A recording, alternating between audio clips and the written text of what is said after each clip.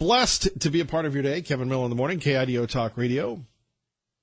Our great friend Lars Larson joining us from the Lars Larson Show. Lars, good morning.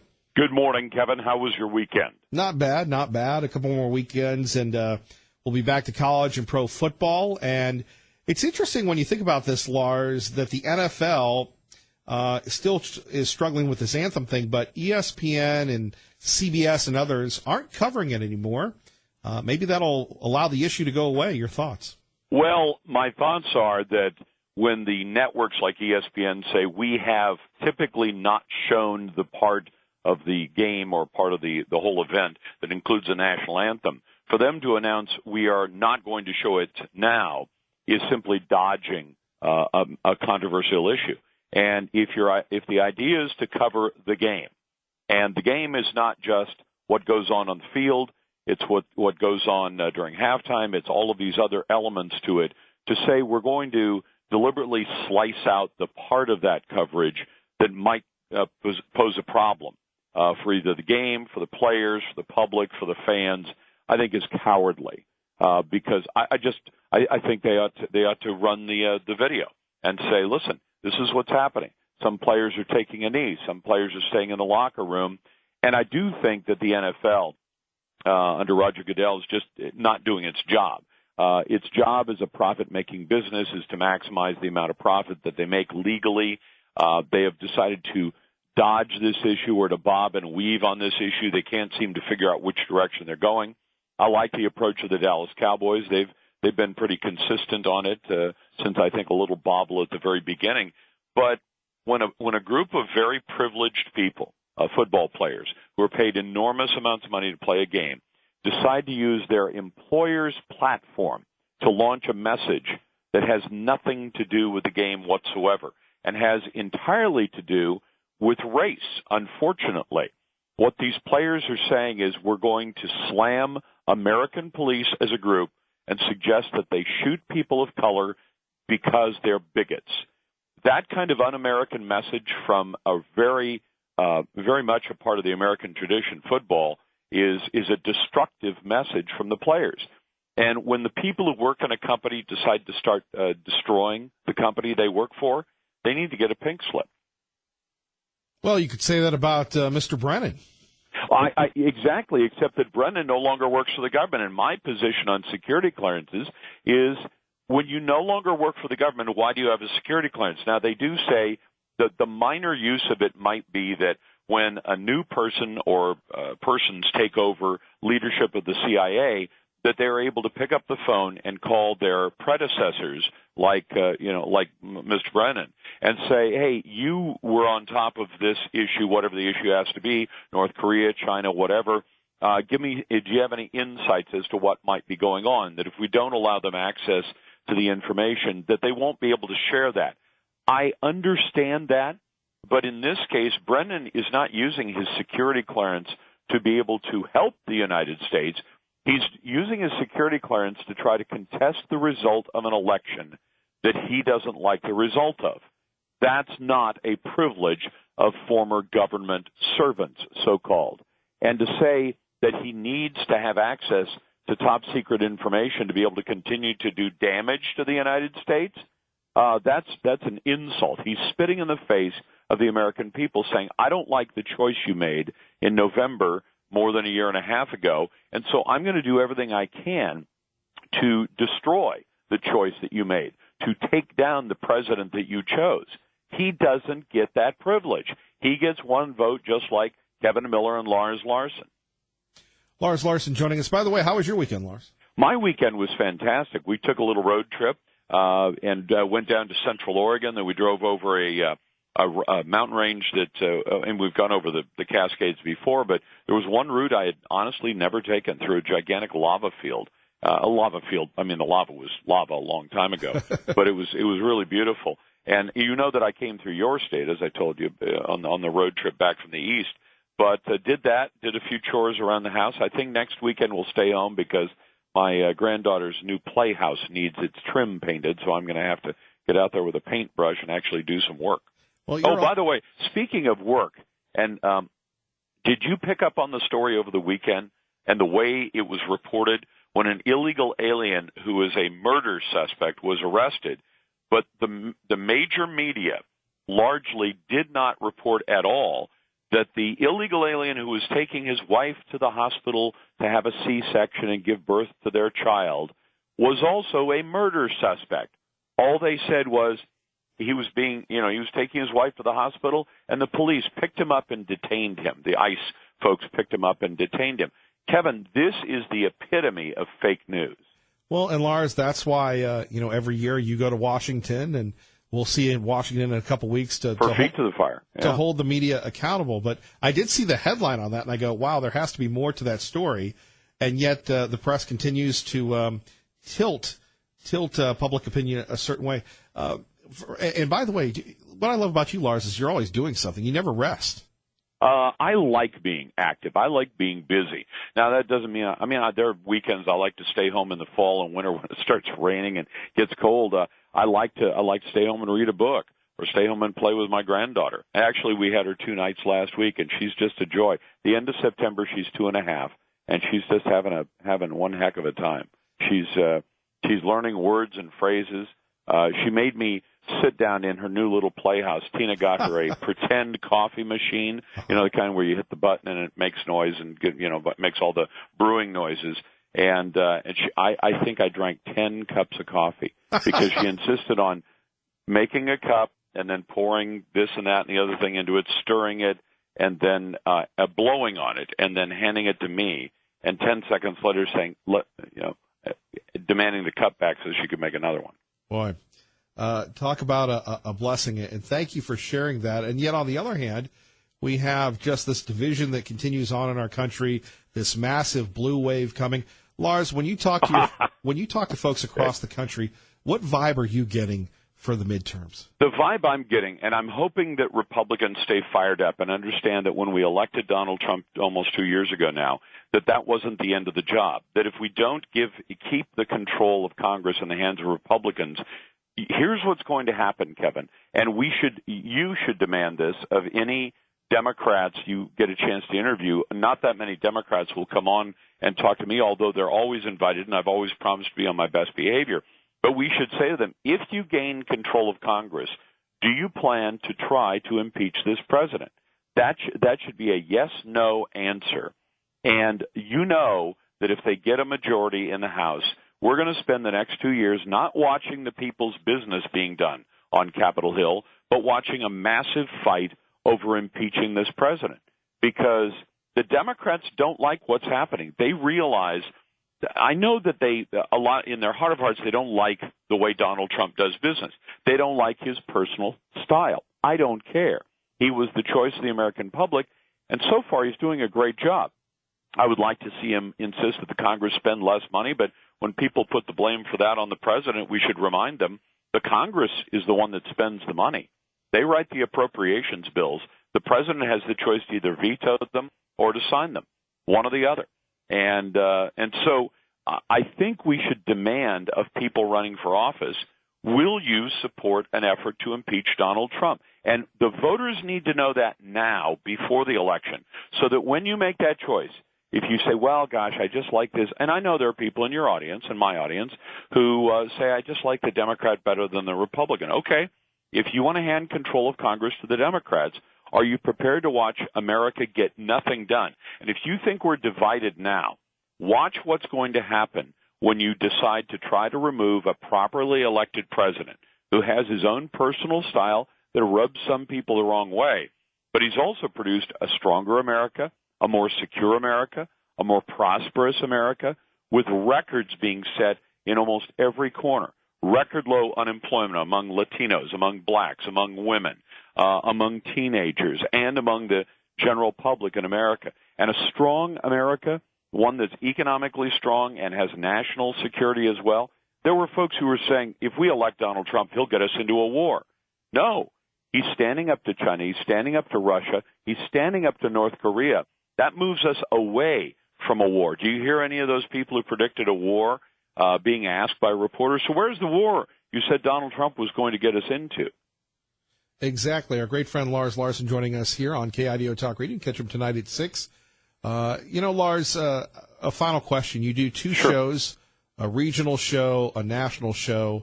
How do you come up with these topics? Are you, are you just constantly, the computer like the Matrix kind of just rolling to have topics for the regional audience and then the national audience? Hey, Kevin, here's the thing. When I was a student, I remember asking a journalist, how do you find enough stories to fill that newspaper or that radio broadcast or that TV broadcast? I now realize that it's more a matter of choosing what am I not going to put on because I simply don't have time. It is a rare day, and frankly, August is usually the time of year when Congress goes on vacation, a lot of public officials go on vacation, a lot of Americans go on vacation, and so August tends to be the doldrums. Well, we're in the doldrums right now. We have the Manafort trial going on. We've got the Mueller investigation going on. We have a lot of things going on in this country right now, and it's frankly very, very busy. But on most days, it's a matter of taking 100 topics and boiling it down to the 15 or 20 you think you have time for during a one 3-hour show. And as you mentioned, I do two shows. Last week I celebrated the 15th anniversary of my national show going on the air in 2003, and the 18th anniversary of the regional syndication of my Northwest show.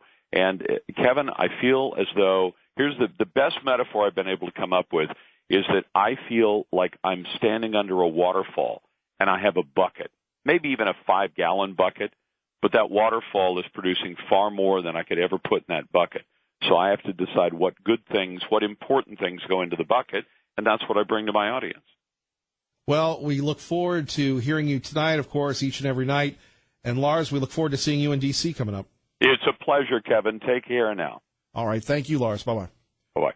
Our great friend Lars Larson. Okay, Hank in Liberty Linda. Hank, I know you've been holding plenty of time for you and Liberty Linda next. We'll talk about the gubernatorial race, James Brennan, and school safety. All that before Glenn Beck right here on KIDO Talk Radio. Rolling right along.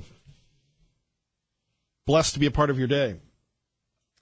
Brother Hank, good morning. You're on KIDO Talk Radio with Kevin Miller. Hello, Brother Hank. Good morning. Good morning. Well, that's kind of a nice greeting. How you doing? Good to hear from you, brother. Every time I talk Idaho politics, I go, I wonder if this is going to spur Hank to call in. So here we are. He probably did, yeah. One thing I might point out is that Cecil Landis, who was the last successful person to get to the Democrat, had considerable Republican support and also the support of large elements of the Idaho business establishment. For instance, Joe Albertson appointed Cecil Landis to the board of Albertsons in between stints as governor on the board of directors of Albertsons. He had support from the Hansberger of Boise Cascade. Roland Wilbur, who was one of the executives of Potlatch, for instance, saw to it that Potlatch quietly behind the scenes bankrolled Cecil Landis' personal checking account so that he had money to run by.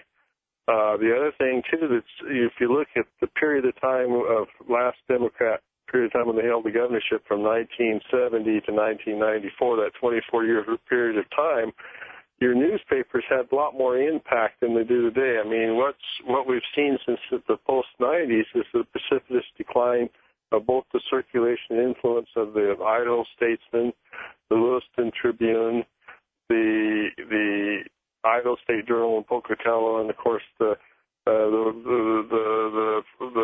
Falls Post-Dispatch, and these were big players back then in terms of, and these papers lined up and lined up behind Cecil Landis very solidly. And then on top of that, Cecil was able to split prominent Republicans. He had Dean Summers, an longtime Idaho legislator, appointed to the State Liquor Commission. Larry Jackson as the State Insurance Commissioner. He had another Republican legislature in his government, Mike McAllister, just to give you a few examples. So, and I don't see where Paulette Jordan has a significant impact within the Boise. I would, Hank. Let me jump in for a minute, but you've mentioned a lot of titans of industry that made Idaho the state that it is. But who do we have today that are modern day equivalents of that, mean, isn't everything owned by international businesses or companies based elsewhere? I mean, where is Joe Albertson today? Where is the J.R. Simplot of today? Do they exist? Well, yeah, that's true. That's true. But the thing was that they had considerable influence behind the scenes in not only in Republican politics but in Idaho politics. An example, of course, another one who was a very strong Cecil supporter was Steve Appleton of Micron, and I don't see where Paulette Jordan has that kind of financial base behind the scenes or that kind of support within the current existing pattern. I mean, most of the special interests are currently lined up within the Republican Party. I don't see where she's been able to make inroads in that direction. That's one of the keys to this situation. And then the other, of course, as I mentioned in previous phone calls, has been the decline in both northern Idaho and eastern Idaho, who used to be the two bases of Democrat support in the state. The slow decline of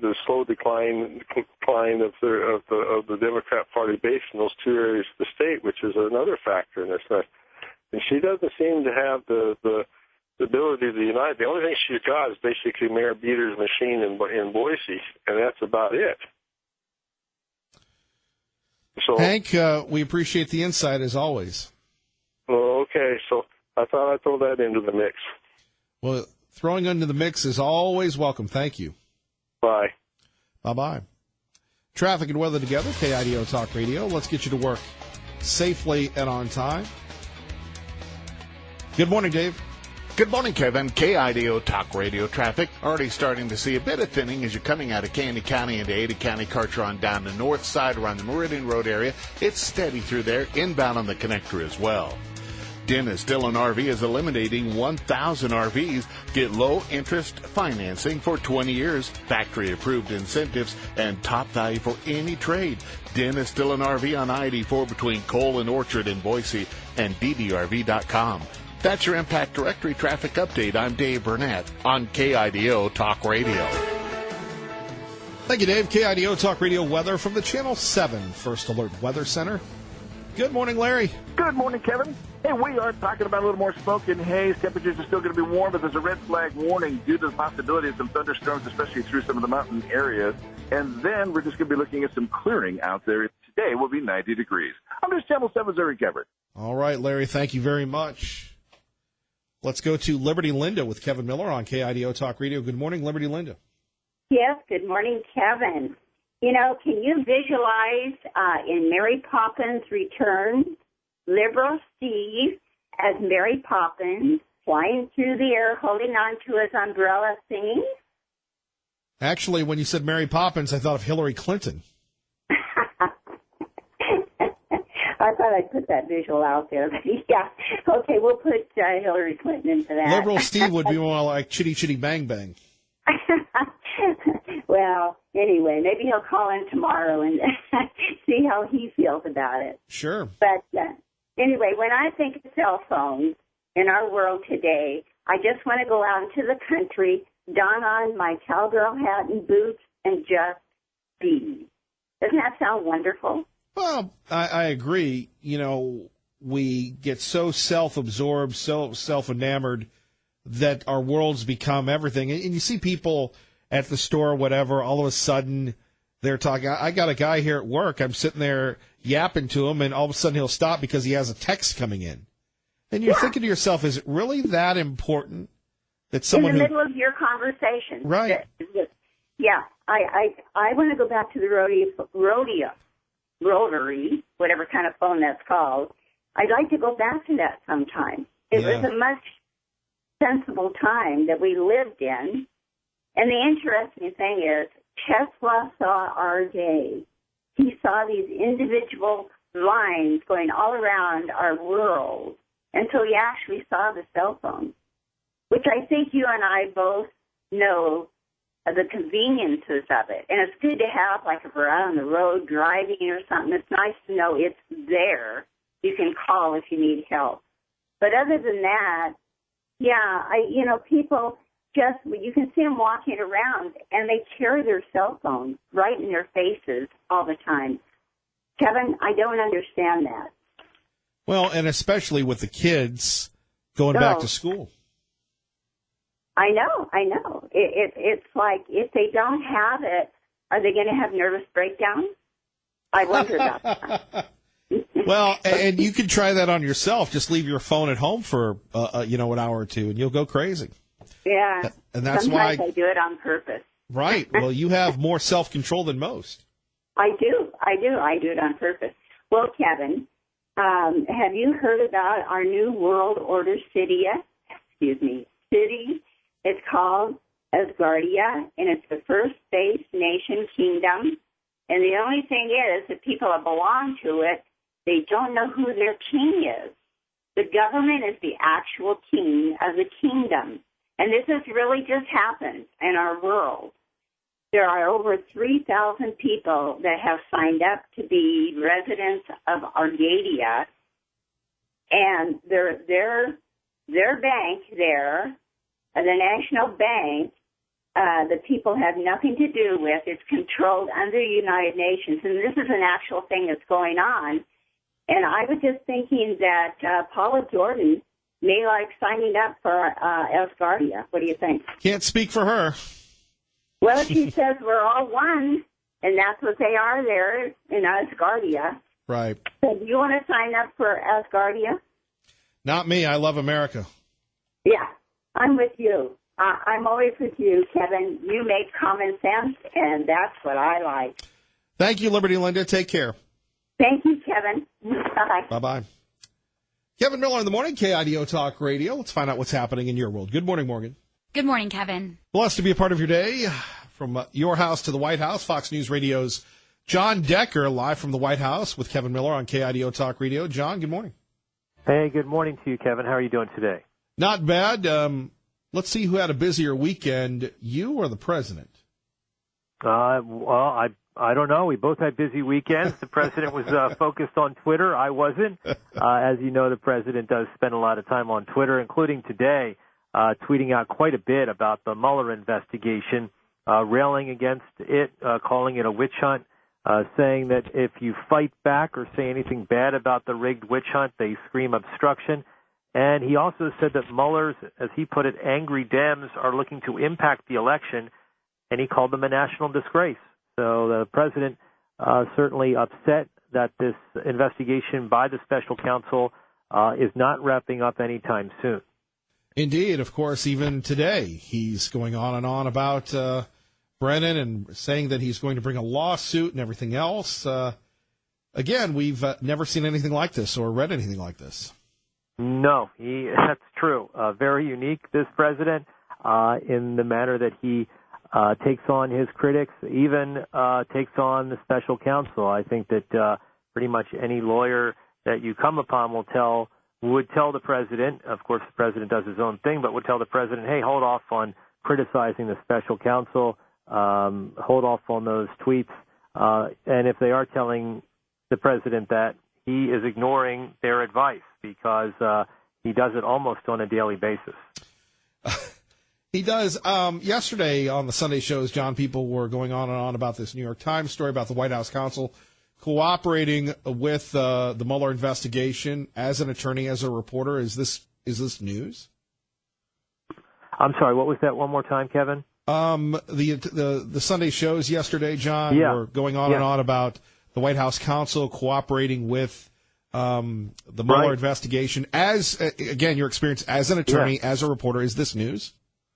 Well, it is. It's just highly unusual in the sense that, and we don't know to what extent Don McGahn, the White House counsel, answered every question that was asked of him by those on the special counsel's team, or whether he, for certain questions, cited executive privilege, because he certainly could invoke executive privilege, or the president could certainly do that on his behalf, because those kinds of conversations typically are covered under executive privilege. So I'm very surprised that McGahn sat for as long as he did with the special counsel's office, and he's the kind of person who would be privy to some of the most sensitive information that crosses the desk of the president because he is the White House counsel. John, anything we should be looking out for this week? The president hitting the road twice. He'll be in West Virginia tomorrow, campaigning for a Republican who is running against Joe Manchin, the Democratic senator from West Virginia, up for re-election in the midterms, and also then heading out to Ohio on Friday. So the president, we've mentioned this before, Kevin, he's going to be hitting the road quite a bit over the course of the next few weeks and months leading up to the midterms because he wants to not only hold on to the Senate and the House, keep it in Republican hands, but perhaps add to the margins that Republicans now enjoy in both the House and the Senate. Another busy week for you, John Decker. We anxiously await your reports throughout the week. Thank you, sir. Thanks a lot, Kevin. Have a great day. You too. Our great friend John Decker joining us. Pete in Mountain Home with Kevin Miller on KIDO Talk Radio. Good morning, Pete. Kevin, something I haven't heard mentioned in the news. One of the reasons why Mr. Brennan and his Obama-era cohorts are so upset at the prospect of losing their security clearances is that typically after folks like that leave government service, they get very, very lucrative jobs with defense contractors, and to have those jobs, they have to have security clearances. And so the loss of the security clearance, forget it, he's not worried about free speech. He's upset because he's going to be losing big bucks. Well, he's got to be the biggest dummy ever. The guy's a communist, okay? He was an avowed communist, and putting him in charge of the CIA sort of shows you where Obama was coming from. But I think a lot of the howls of agony from the intelligence community over this security clearance is because they can see, their gravy train when they leave government service, they can see that being taken away. No, Pete, that's a great point that I didn't even think of. The gravy train is being taken away. Here's the other thing, though, that Brennan, when you call the president a traitor, oh yeah, you got to go. Yeah. Well, this from somebody who worked for a president who was doing his best to destroy the American Constitution. Right, and as you and I have said for years, it's going to take us years to figure out just what Obama did to us and to try and figure a way out of it. Well, one of the things that they aren't giving both Trump and McConnell enough credit for now, I think, is the federal judiciary is rapidly being reshaped to conservative constitutionalist judges. They're putting a whole bunch of those on circuit and Ninth Circuit federal courts, basically.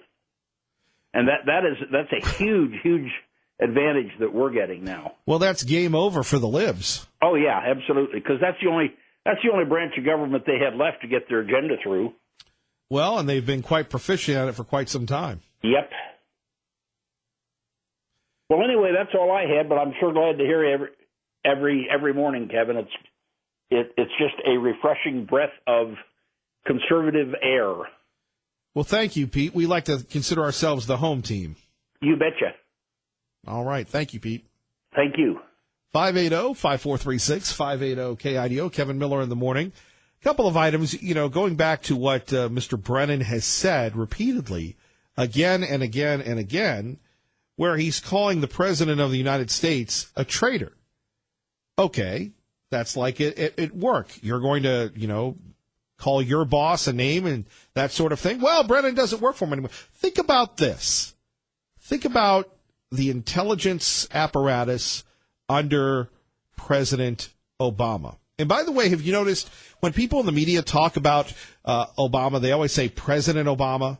And when they talk about President Bush, it's always Bush or Trump. Now, they might give the nod to the Democrats like Clinton and such.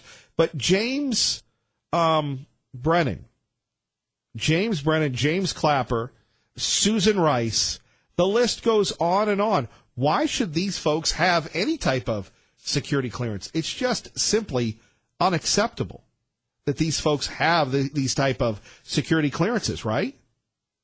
When you think about they're not in government and they're using their clearances to do what? To undermine the administration. when you call the President of the United States a traitor, those are big words. And if you can't back that up, Mr. Brennan, why in the world should we trust you to have any type of security clearance? And yet you don't hear from the press, do you? No, Brennan's good. Okay, one word for everybody.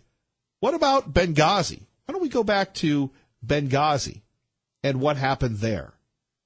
What about Susan Rice? You know who was the director of the CIA during Benghazi?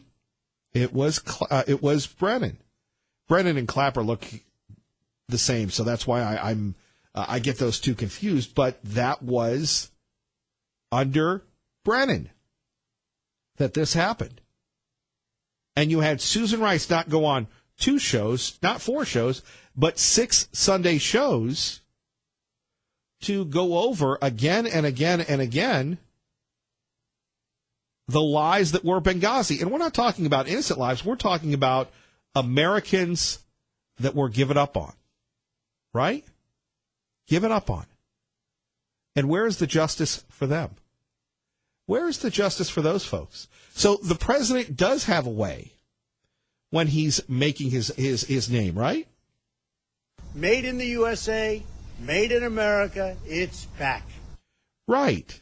Did we ever hear that from President Obama? I called his behavior treasonous, which is to betray one's trust and to aid and abet the enemy, and I stand very much by that claim. So here we have John Brennan, almighty John Brennan on Meet the Press, standing by his claim that the president committed treason. An individual who basically betrayed his nation. There we have it. Does this guy deserve to have any type of government benefits? What I do know is when he was director of the CIA, I was very troubled by his conduct, by statements he made in public, and by what I thought was his politicization of the intelligence community. And there we have it, John Bolton on John Brennan. Coming up next, the war continues for the heart and soul of America. Before Glenn Beck, Kevin Miller, KIDO Talk Radio. Thank you for joining us. Don't forget Dave Ramsey after Glenn Beck today, noon to 3 on KIDO Talk Radio. Tea Party Bob joins us now on KIDO Talk Radio, 107.5 FM, 580 AM. Good morning, sir.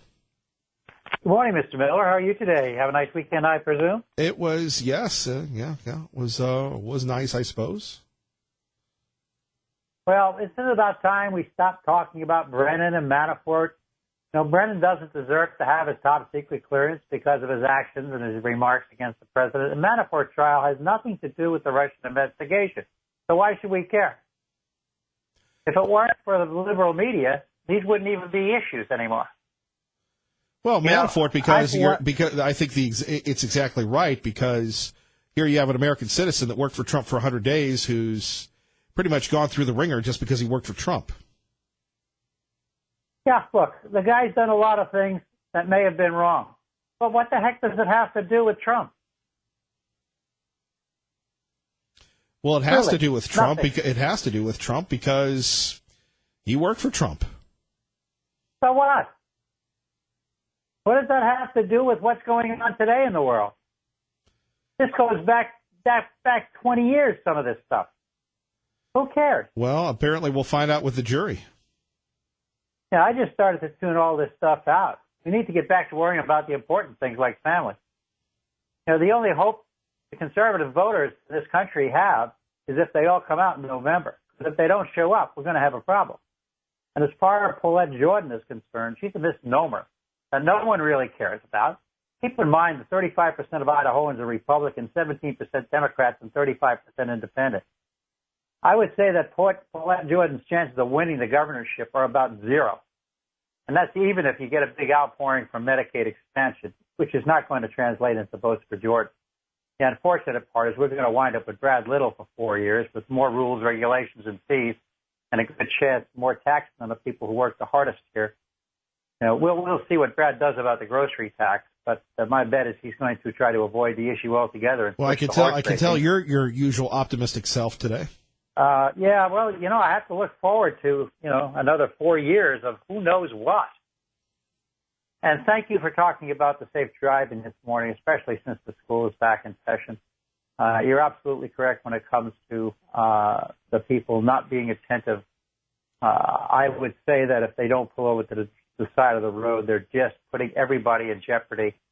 And I can't tell you how inattentive I see them on the road all the time, busy on their cell phones, either texting or talking. In fact, I wish they would institute a hands-free rule or ban the use of cell phones altogether. Well, when you go to Nevada or you go to Oregon, they have those hands-free rules, and people pay more attention. Yeah, ask Steve Ackerman. He's been there. He's gotten his ticket. Steve Ackerman got a ticket? Oh, sure, for talking on the phone. Guess who he was talking with? You. Of course. Well, then you're partially responsible for the ticket, so you should pay half. No. He called me. I didn't call him. Wow. I hope you have a wonderful day and a great week, Mr. Miller. And thank you again for everything you do. God bless, Tea Party Bob. Take care. Take care, my friend. Our great friend, Tea Party Bob. If you missed it, here are some of the political shenanigans that have been going on over the weekend, and just a nice way to start your day. I am going to do whatever I can personally to try to prevent these abuses in the future. And if it means going to court, I will do that. I called his behavior treasonous, which is to betray one's trust and to aid and abet the enemy, and I stand very much by that claim. What I do know is when he was director of the CIA, I was very troubled by his conduct, by statements he made in public, and by what I thought was his politicization of the intelligence community. This is a decision for the president. It's something that I think was originally suggested by Senator Rand Paul, perhaps others.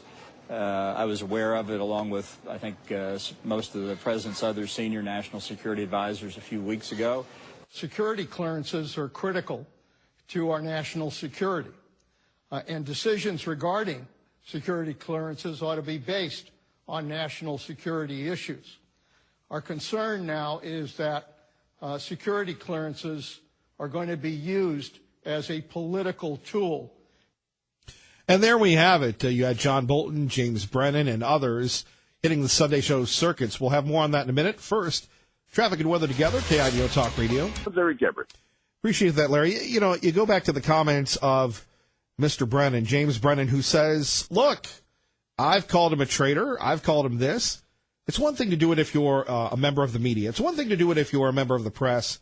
But to have the former director of the CIA say those things and not back down, it's crazy. Now, a word of caution. I wouldn't be doing a service to you, dear friend, if we didn't talk a little bit about the latest sex abuse scandal within the Catholic Church. And we'll talk about it throughout the week. Remember, Dinesh D'Souza will join us live on Wednesday. Pittsburgh Bishop David Zubek was defending the church's practice on This Week. I can honestly say that we have followed every single step that we needed to follow to be responsible in our response to the victims. We have to be able to continue to look at the things that we have done to really correct this issue. The Church of Pittsburgh today is not the church that's described in the grand jury report. You know, I've known Bishop Zubek for years during our time east of the Great River. Regardless of whatever church you're in, and particularly this, unfortunately, for my church, the Catholic Church, your church perhaps, is a problem that continues to haunt us. And there has to be a zero tolerance for this. And apparently these things were happening for years, and you had cash settlements and everything else. And George Stephanopoulos on This Week said, well, look, this guy said that you're going to pay his college tuition, but he has no other recourse. And you're thinking, this is a settlement? This is compassion? And granted, we're getting one side of the story, but I will say this, having known David Zubek for years, a man accomplished in the church, he didn't look very comfortable answering those questions. And when you have a position of taking care of the young, the impressionable, you're meek, you're poor, you're tired, much is expected of you, regardless of your religious Christian affiliation. You cannot allow these perpetrators to continue on, wherever they may be. You know, when you're representing to the people, the good shepherd, when you have the flock, you can't be doing those things. And then, as painful as it has to be, you cannot support those people because, in the criminal justice system, they call that aiding and abetting.